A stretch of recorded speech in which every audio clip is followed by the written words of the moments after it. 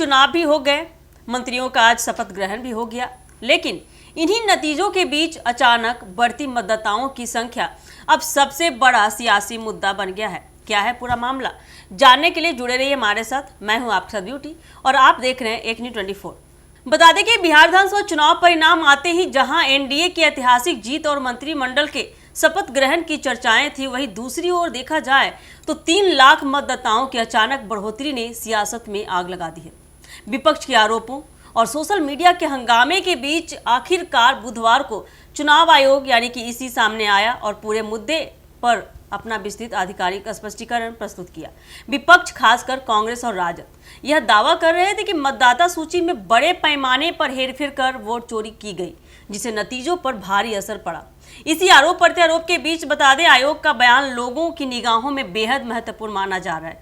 इसी ने साफ किया कि 30 सितंबर को विशेष गहन पुनरीक्षण यानी कि एसआईआर के बाद अंतिम मतदाता सूची जारी की गई थी, जिसमें कुल 7.42 करोड़ मतदाता दर्ज थे। लेकिन जैसे ही चुनाव कार्यक्रम की औपचारिक घोषणा की गई, बड़ी संख्या में नए पात्र नागरिकों ने अपने नाम जुड़वाने के लिए आवेदन करना शुरू कर दिया। नियमों के अनुसार नामांकन दाखिल करने की अंतिम तारीख से 10 दिन पहले तक कोई भी पात्र व्यक्ति अपने नाम के लिए आवेदन दे सकता है।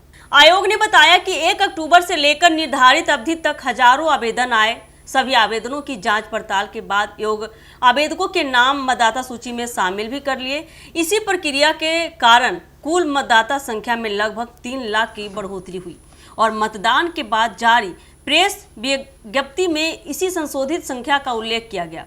आयोग का कहना है कि इस प्रक्रिया में किसी तरह की अनियमितता या गड़बड़ी की गुंजाइश नहीं थी। विपक्ष हालांकि आयोग की इस व्याख्या से संतुष्ट नहीं है। राजद और कांग्रेस का दावा है कि एनडीए को असामान्य बहुमत दिलाने के लिए मतदाता सूची में गोलमाल, फर्जी नाम जोड़ना और विशेष बूथों पर मनमानी जैसे तरीके अपनाए गए।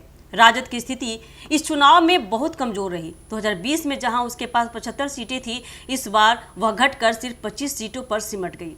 कांग्रेस भी मुश्किल से कुछ सीटें बचा पाई, जबकि पूरा महागठबंधन कुल मिलाकर देखा जाए तो 35 सीटों तक सिमट गया।